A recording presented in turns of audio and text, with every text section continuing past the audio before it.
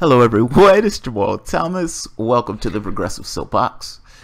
This is perhaps the saddest thing I've ever seen, or at the very least the saddest thing I've seen this week. I saw this on Twitter. I peruse Twitter. At the top of my page, this.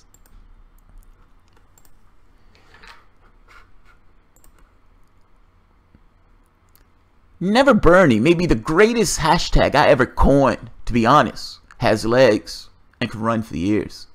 You're so creative. Never Bernie. That's so sad. That's so sad. Tom Watson, sad.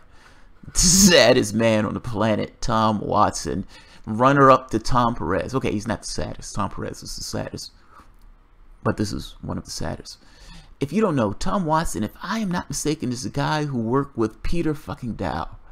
And yeah, if I'm not mistaken, those two guys work together. But otherwise, these two guys are Hillary Clinton functionaries. Now, the response, and he apparently got a few from this. This is Winnie. Winnie Wong. Winnie Wong is ferocious. The delusions of a truly mediocre white man. Now, here's the thing, Wendy. I agree with this statement. I agree with the statement. And it is true that Tom Watson, as a flat fact, is considered a white man. Fair enough. It is also true that Tom Watson is immensely mediocre. It would take a mediocre person to come up with something like that. Here's the first point. Never Hillary. You're aping something that was already in existence and wasn't even clever enough to come up with a different hashtag. Look, I'm just saying the pattern of it is pretty much the exact same thing. It takes a mentally unclever person to say, I'm just going to change everything else a part of this hashtag. So that's the first part. The second part is for Wendy. Wendy, it is true that Tom Watson is a white man. Fair enough. Fair enough. But I don't know what that have to do with the price of tea in China in regards to the comment. Tom Watson in this comment is just being an asshole. Never Hillary may be the greatest hashtag I've ever coined, and to be honest, has legs can run for years. He's a hurt and scorned man. That's all he is. He's a hurt and scorned man. Many of those Hillbots are hurt and scorned. Peter fucking Dow is one of the most scorned. Now, part of the reason they're scorned is because they lost to a reality show host after cheating the guy in the primaries. We consistently told them, you're going to lose. You're going to lose. You're going to lose. You're going to lose. And guess what happened? Despite all of the paradigm, the bubble that they were existing in, the air that they were breathing, that Hillary Clinton was a lock. Miss Inevitable showed that she wasn't inevitable after all. It was people talking to themselves. And she lost. She lost. He's a scorned and bitter man. That's where that comes from. I would not give any reality to the things that Tom Watson and Peter Dow says, because again, these are scorned and bitter and embarrassed men. They lost to a person who could have lost to a ham sandwich. If the Democratic Party would have just said, you know what, we're going to give our superdelegate votes to a ham sandwich, you would have a president right now that would be a ham sandwich. That's embarrassing. That's embarrassing. But I don't know what him being white has anything to do with it. Like, I don't think his whiteness endows him with a ridiculousness to go with the no Hillary thing. That's all I mean by that.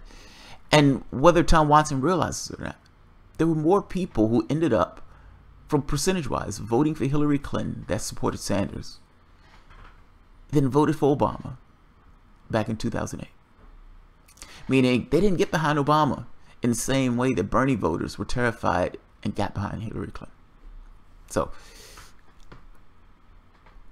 have fun on Twitter.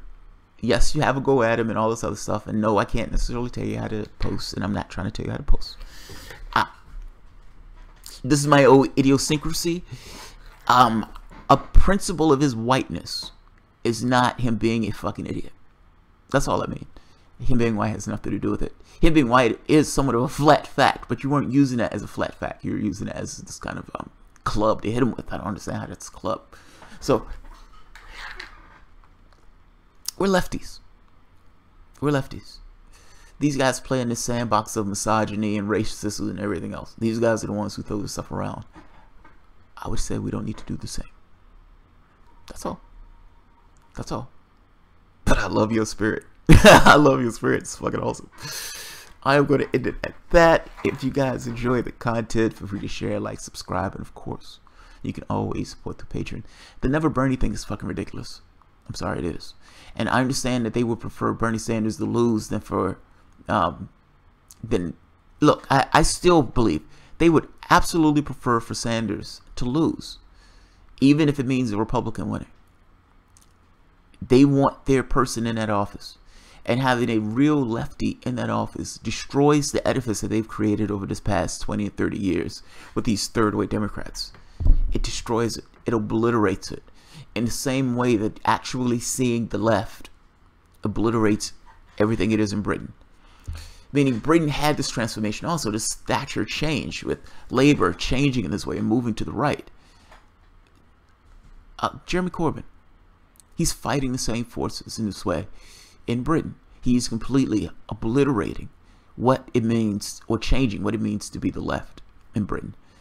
I'm saying this poorly, but what I'm trying to say is having Sanders, or having somebody that's actually from the left, destroys what it means to be this kind of third-way Democrat. It breaks the edifice. It completely breaks the edifice. Now, you will still have people in office in the same way that FDR had people in that office who went and told his particular agenda. Fair enough. Those people aren't going anywhere. You're going to have Dinos. But those people need to be on the outskirts of the party. The prevailing notion and prevailing wind needs to be within regards to we are moving further and further to the left. We're moving further to the left. A drastic shift to the left. A radical shift to the left. Think of it this way. It's not... I know I was supposed to end the video, but it's the last point. It's not fully that Tom Watson and Peter fucking Dow are just bitter and everything else, and they understand that there's a faction on the left that has been antagonistic towards their aims, and the more they've lost, the louder we've gotten. And to lose an election where that candidate was bribed to the tune of over $1 billion, and to lose it to a guy who had almost like half as much as she had, oh, that hurts. That hurts. The thing that I think hurts worse, though, if I'm being honest, that creates a tension, if that makes sense. It's like their losses creates a certain tension of legitimacy. How can you claim you're legitimate if you can't even win a fucking election? How can you claim you're legitimate when you get $1 billion and you're screaming about Russian trolls spending $100,000 on Facebook? Come on. Come on. 150,000, but still, come on. Come on. This is somewhat of a test of legitimacy. You also have this thing of Sanders being there, not a Democrat, but clearly to the left. He's a classic Democrat in the classical terms of what an FDR Democrat was. He's standing there. And the very fact that he's there makes him look so pathetic. It makes you look so pathetic. If you have some guy, if you're considering yourself the left in the United States, and you have a guy that's actually further to the left that the majority of the public likes, they like what he's selling, what does that make you? What does it make you? When you can't define yourself as being the definitive left in the country, what does it make you? It makes you extinct. That's what it makes you. Having somebody who gets in that office and actually represents a classical Democrat, the others are on the outskirts. And I would wager that if Sanders making a particular perspective, or let's say it's not even Sanders, but somebody who's actually on the left, none of this half-meal shit, somebody who knows who they are, it changes. It fundamentally changes what it means to be a Democrat in the country. And they don't want that. They don't want that. They would prefer to lose than to have what it means to be a Democrat in the United States to fundamentally change.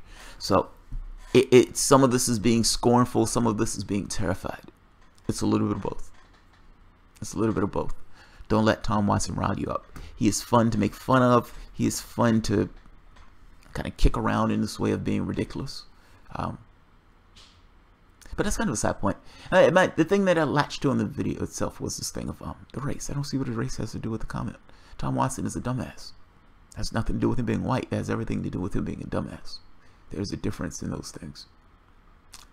I will leave it at that. Have a good one, guys.